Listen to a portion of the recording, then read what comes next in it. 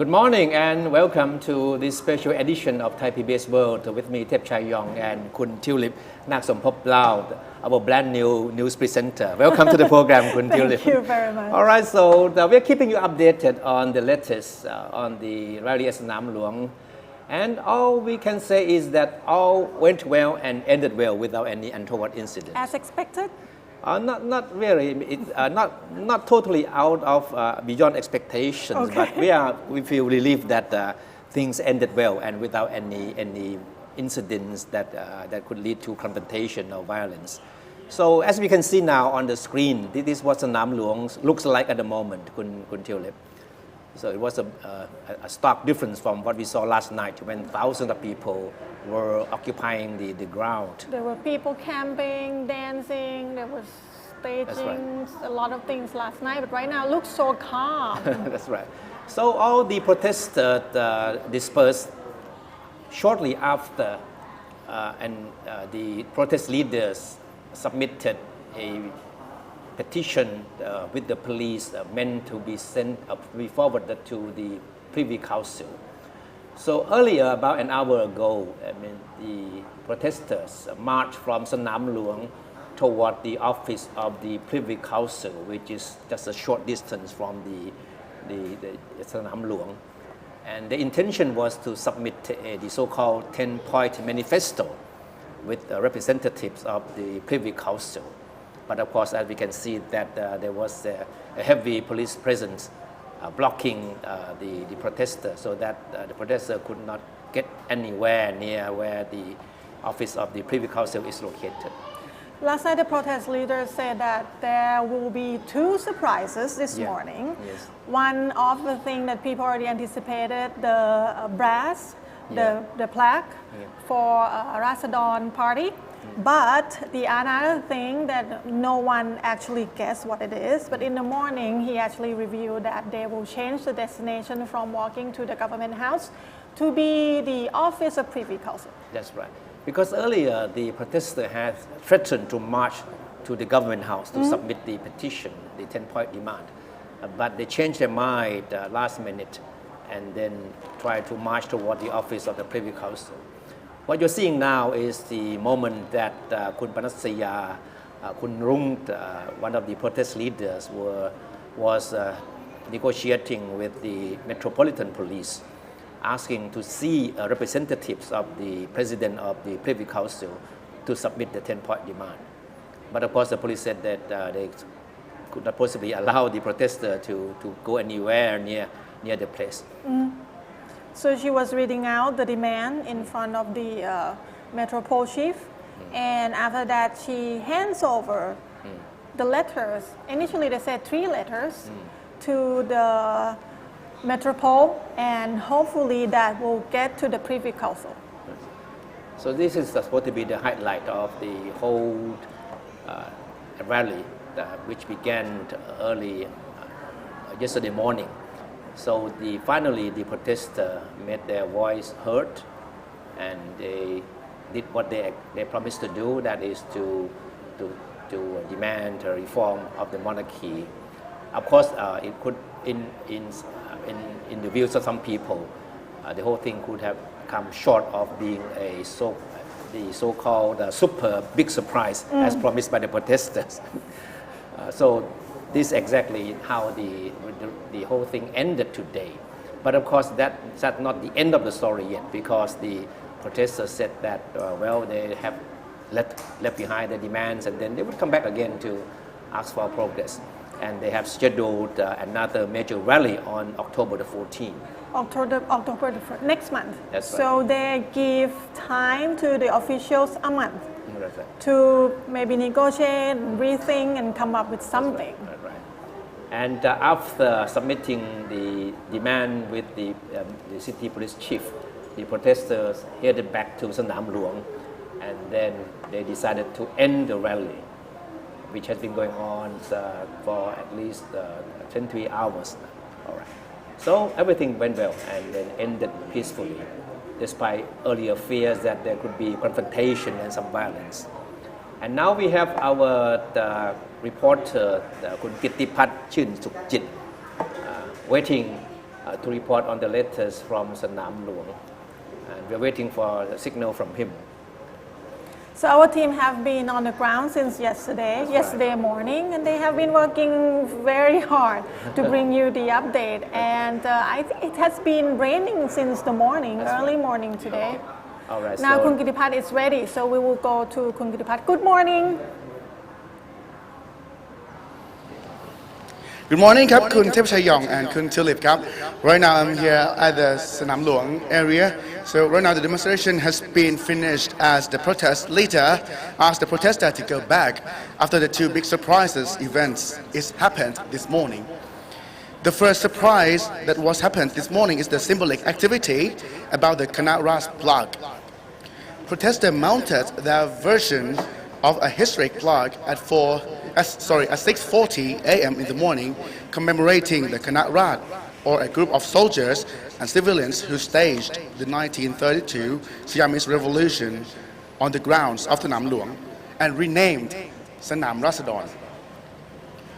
The brass plaque, which is 11.6 inches in diameter, bears the three fingers salute, which symbolizes rebellion, and is inscribed with text which reads September 20, 2020. At this point, the protesters expressed their will that this country belongs to people after the historic plaque was aimed in the ground of Sanam Luang in front of the protesters' main stage.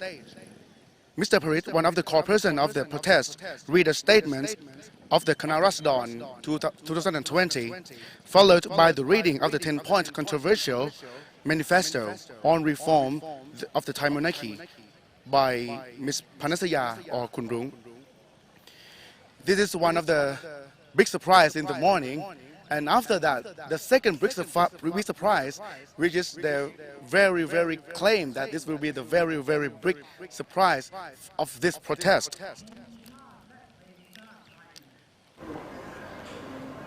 So the second big surprise have changed. So sorry. The second big surprise, as they claim that is a very big surprise, is last night the protest leader told the public that they will be marching to the government house this morning. But everything is changed this morning because they changed the destination to the Privy Council's office to present the 10-point controversial of manifesto on reform of the Thai monarchy to the president of the Privy Council's office. Ms. Panasaya and her friend are the representative of the protest to go to give their demands to the representative of the Privy Council's office without any violence thing happened. After that, Mr. Parit Chiwarak told the public that if nothing happens about this manifesto, they will come out again to protest again. And lastly, Mr. Parit asked for the gathering again of the protesters on September 24th this year at the government house, Kiekai, in order to observe the House of Representatives meeting. And this is what happened this morning. Right, so thank you very much, Kun Kitipat. So that's the latest from our reporter on the scenes. Kun Kitipat was talking earlier about this one of the so-called surprises sprung by the protesters. That was the planting of a plaque at Sanam Luang. This is quite symbolic because Sanam Luang has been known as a place reserved for royal activities, right? Hence the name Sanam Luang. That's why the name Sanam Luang. Luang means the official or royal, right? Yes. So, but the intention of the protester is to change the face of Sanam Luang, and now they are referring to Sanam Luang as a grounds for common people. So that's basically what the protester want the public to understand what the place is like now. I think it's what the former Future Forward party leader was saying on his Facebook Live yesterday too, that he was trying to call the Sanam Luang to be Sanam Rat, which is also mean People's Plaza. Yes, People Plaza in that sense. Yeah. All right, now let's go back to this early morning when the plaque was planted in a mock ceremony conducted by the protest leaders. But So- they said they did a curse. The guy wearing white costume supposed to be the Brahmin Yeah. priest, and they said they make a curse of anyone who will dig up this plaque will meet with big disaster That's or right. some So sort. It's sort of a mock ceremony, I mean, to plant the plaque there. So what is the meaning of this plaque? I mean, it's supposed to replicate a similar plaque planted at the Royal Plaza in the aftermath of the coup in 1932, which put an end to Thailand's absolute monarchy. But of course, this particular plaque planted this morning has a totally different message or inscription on it.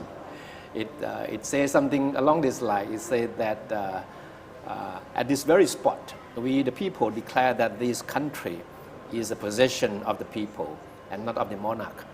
So basically, the plaque is meant to sort of portray the Sanam Luang as a place where a new chapter of Thailand has been turned. Right. What is the chance that it will be dig up? Of course, I mean, there's always possibility that the authorities would intervene and have this plaque removed. But as you just mentioned, that in the same mock ceremony, the self-proclaimed Brahmin put a curse on anyone who tries to remove the plaque, and misfortune to befall on them. So this kind of a symbolic activity but of course it sends a very strong message on the part of the protesters. So to lay a plaque there is actually show that the protesters actually intended to go there since the first place. They didn't say at first that they're going to need to go there because they said if Thammasat University is too small for the crowd, then they will move. But it's obvious that they need to be there. Yeah, I think looking back, we can say for sure that the protesters intended to have the rally at Sanam Luang in the first place, right? And Thammasat probably was a ruse. I mean, making people believe that that is where the rally would take place. But as we all know that they did break into the Thammasat campus yesterday morning, but after having occupied the place for only a few hours, they left the campus and crossed over the street over to Sanam Luang. Just feel like everything they have done, it's more symbolic than others, right, like breaking the door, not breaking, but force themselves into the door of Thammasat University and lay down the plaque at Sanam Luang. All right. Okay, now we have Associate Professor Dr. Jet Thonavanik of the Faculty of Law, the College of Asian Scholars, who has been keeping a close watch on the protests for weeks now. So, good morning, Dr. Jet. Good morning. I know you are busy driving. Good morning, I know yes, that's right. I'm You have to be- parking just Okay. somewhere around here. Okay, I don't want to put your life in jeopardy, so be careful. All right. So, Yes, so we can yes. say that everything went well and ended well, right? Are you relieved that the whole thing ended peacefully? Well, I think if we just look at the movement, actually it ended well. It went quite well. There were some of the unwanted actions. However, those unwanted actions were actually mild, not so violent.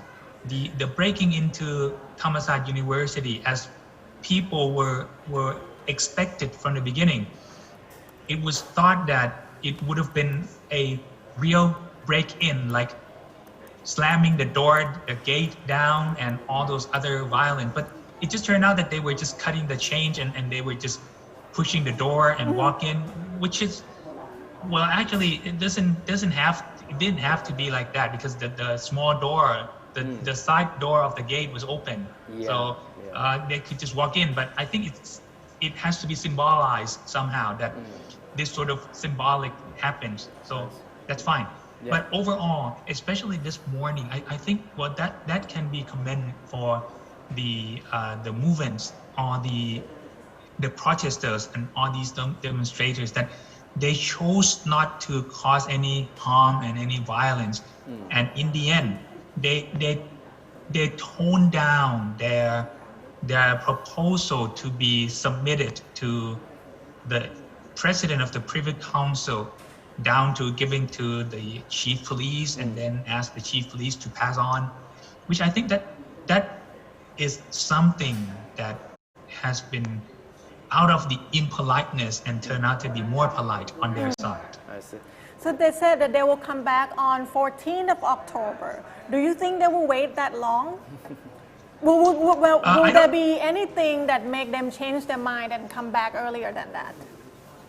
I think on this matter that they submit directly to His Majesty the King or to the institution, they might be waiting until 14th of October because I think we all know 14th of October, some years ago, some decades ago, what happened. So I think they will wait on that issue. But on the Constitution amendment, I don't think they will wait. I think they will just go around the 23rd, the 24th to the Parliament to ask for a submission of their proposal to the President of the Parliament. I see. Dr. Jet, of course, the so-called 10-point manifesto is nothing new. The protest leaders have been talking about this for weeks now, right? But how significant Yes. do you think it is that this demand is being made right in the heart of Bangkok and was relayed and submitted to the Privy Council? Well, I think the protesters might be consulting among themselves that if they want the action to really happen, they might have to do something that is non-violent and with some respect in terms of politeness, and therefore their demand can be submitted. And once their demands are accepted, it might be considered, though not all the 10 points will be applicable, but some of the points that they made may be considered, and with some prudent considerations, some of those demands might be adapted into something that can be viable. So I think they have consulted with each other well enough that they now want the action to happen in terms in which is doable, not in terms in which it's only a symbolic or it's something to be submitted without any action to be done. So you think some of the demand might be met, like really it's gonna happen, or maybe it will change? I think can be partially out of the 10 demands. I think some of the demands can be adopted and later on adapted and might be adjusted to be able to be in some of the constitutional provisions if they tone down their demands. So I think that's possible. So you were talking about they coming back on 24th or 25th. I think when people look at the protests, sometimes they forget that there are two issues. The constitutional amendment and also the reform of the monarchy institution. So right now they finished that one of their goals, which is about the monarchy. And another one is the constitutional amendment. Is that what we have to look for next? Well, I think the constitutional amendment on the 23rd or the 24th, they will come back to that.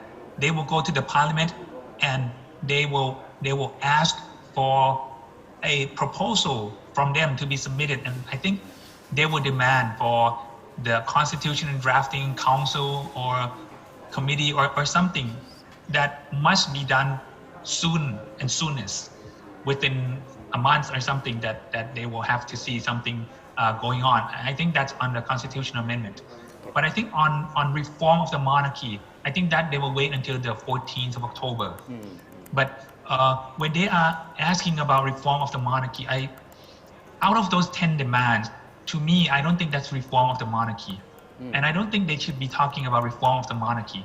They can talk about reform of democracy, having king as head of state under the constitution.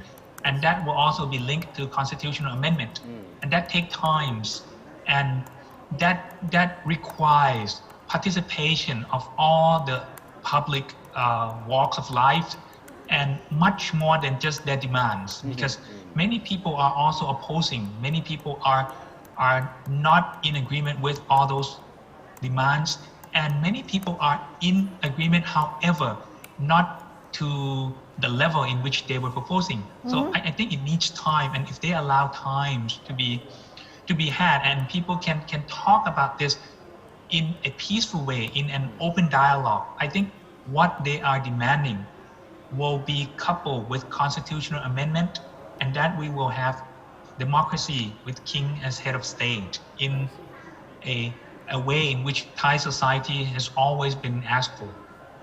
So Dr. Jet, we all know how politically divided the Thai people have been over the past decade, right? So do you think the fact that the protesters are making demands on these very sensitive issues, of course it could have certainly have offended many people who still have strong loyalty to the monarchy.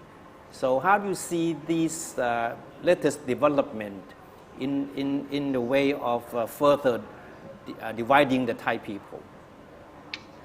I think if they push for reform of the monarchy, or if they push some of the issues toward His Majesty the King himself, I think that will cause in the future some violence. And I think it might instigate some of the opposition, and that may grow into some counter rally, some counter demonstration, and that might cause some of the people to move out strongly and more strongly, and there may be confrontation between people who are in opposition against each other. So I don't think that will be fruitful.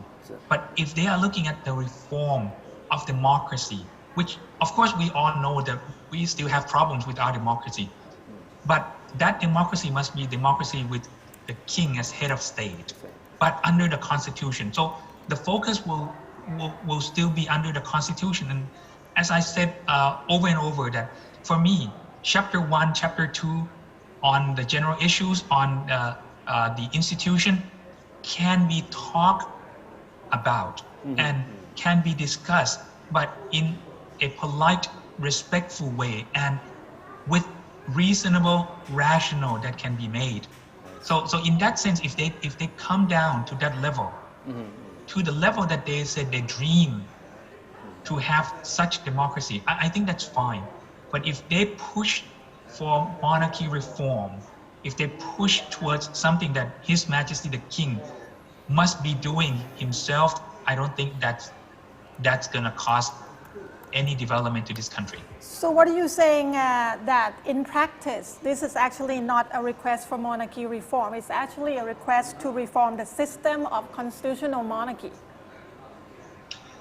Well, the way in which they submit the proposal sounds like they are hitting upon the monarchy and His Majesty, not upon democracy. If they are hitting upon democracy, they can go to the parliament, talk about this with the parliamentarians, because those people are the ones who are the representatives of this country. Whether or not you like the senators, they are another part of representations of this country. So in that parliament, consisting of both people who work as the senator, people who work as the House members, and as well as the government. So you propose there, those people are the representatives, and we can reform our democracy through our representatives. And plus the participation of the people that can be embedded in all these actions, that's fine. But when they target the monarchy, when they target His Majesty the King, I don't think that's well of a reform. That's more of a hit and run for something that will not be developmental for Thailand. Okay, then thank you very much, Dr. Jet. Thank you very much for your time. All right, so.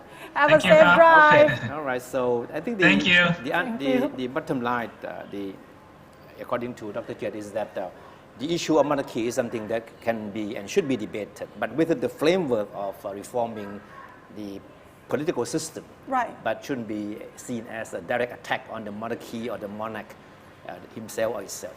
I think a lot of people feel turned off. I think I can use the word turned off because as soon as they hear the word monarchy or royal, they don't hear anything else. Okay, right. So we still haven't heard any reaction from the so-called royalist camp on the opposite side. So maybe today, I'm sure that there will be a lot of statements or remarks from these people. Now let's take another look at the 10-point manifesto that has been the centerpiece of the whole anti-government demonstrations. So we take a look at each of the points carefully. Of course, the first and most famous point of the demand is the call for the House of Representatives to have the power to hold the monarch accountable for his conduct. Because under the present constitution, the king, the monarchy is above scrutiny.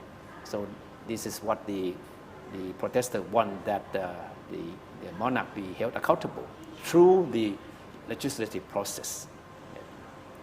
The next one is to abrogate the Article 112 of the Penal Code, which we will call lèse majesté law. Yeah. So then this is very important because this is something that has been sort of a centerpiece of the pro-democracy movement all along, because they've seen this particular article as being very draconian in the sense that it has been allegedly used as a political tool to silence opponents of the powers that be. But there's some people said that it doesn't need to be abrogated altogether. Yeah. It can be just amended and make it update to make it really practical to be used nowadays. And it's worth noting that Prime Minister Prayut has been insisting that His Majesty the King has made it known that he doesn't have any intention to have anyone prosecuted under this article. And if we take a careful look at all the legal cases recently, none of those who have come out to criticize the monarch or the monarchy has been charged under this article.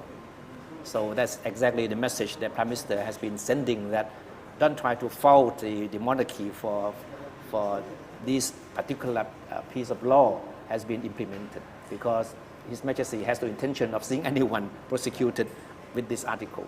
But I think for a lot of people, as long as it's there, Yeah. it's there for them to criticize and it's there for them to talk about. That's right.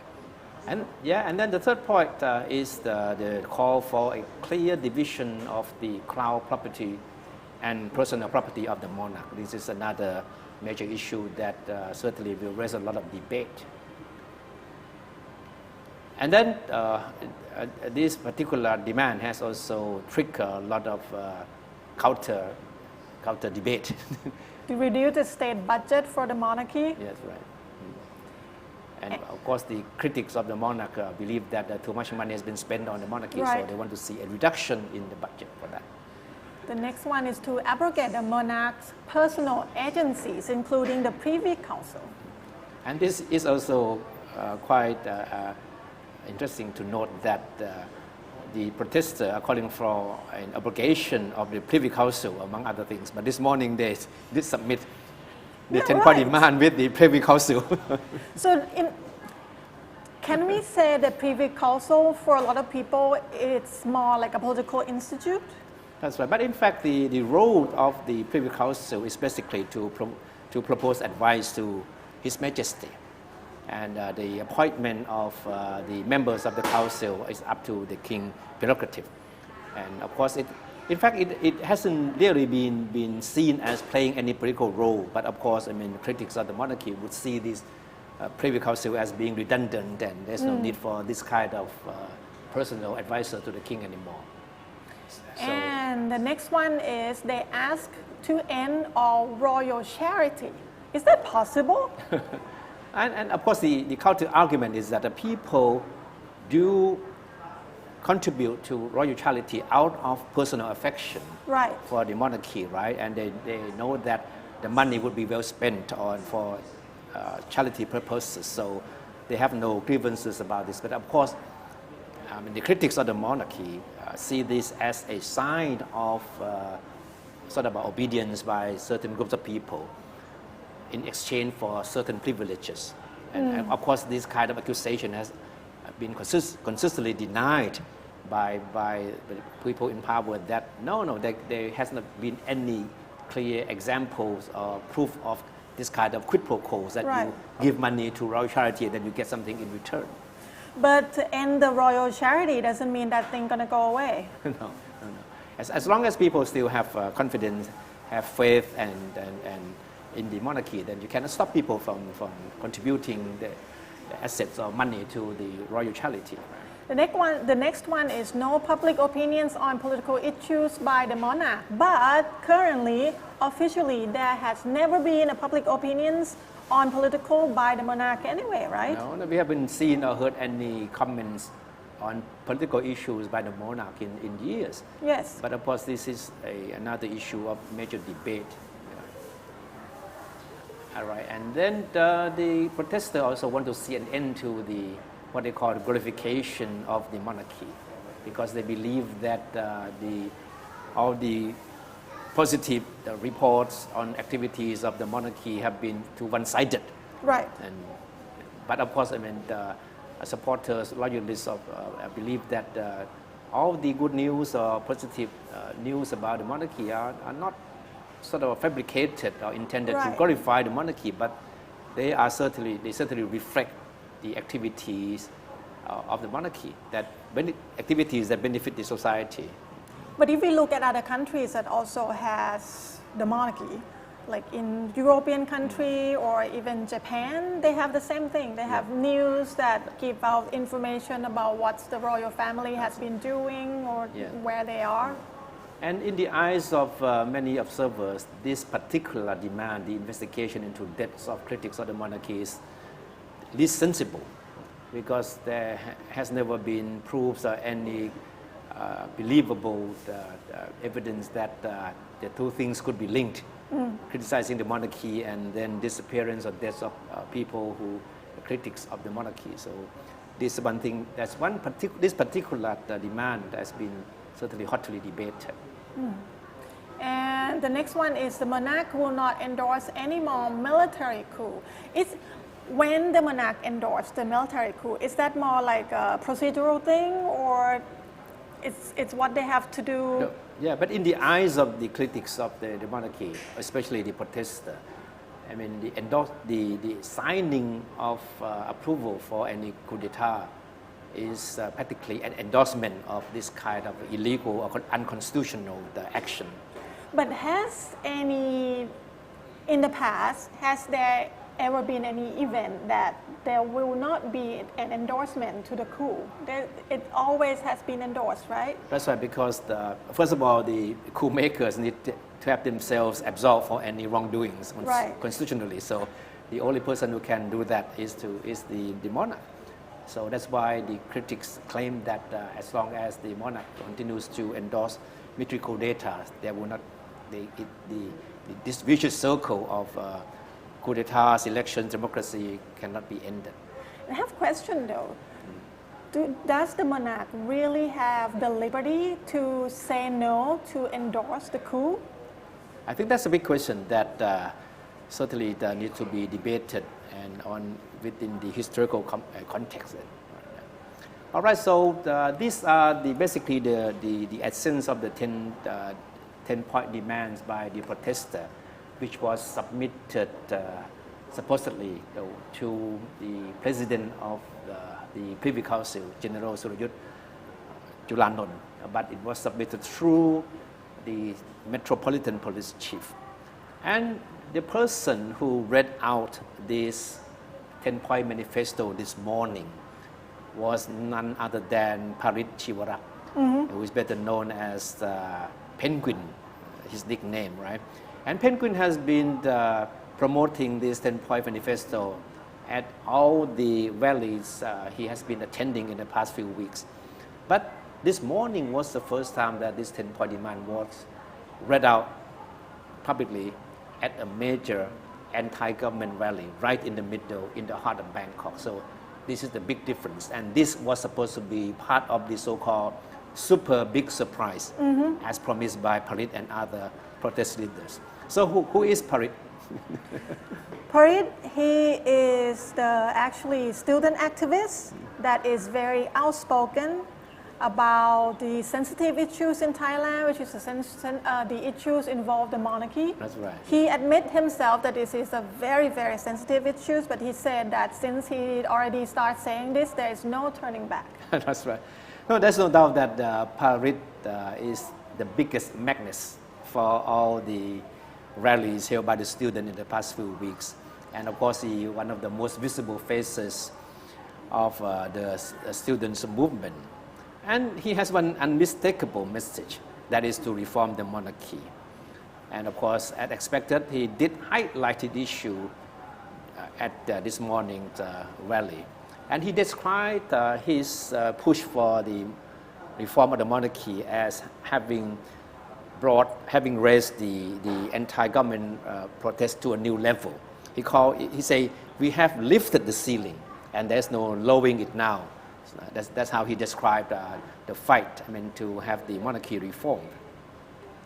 Parit is only 22 years old. And he has become attention to the media when he was just 16.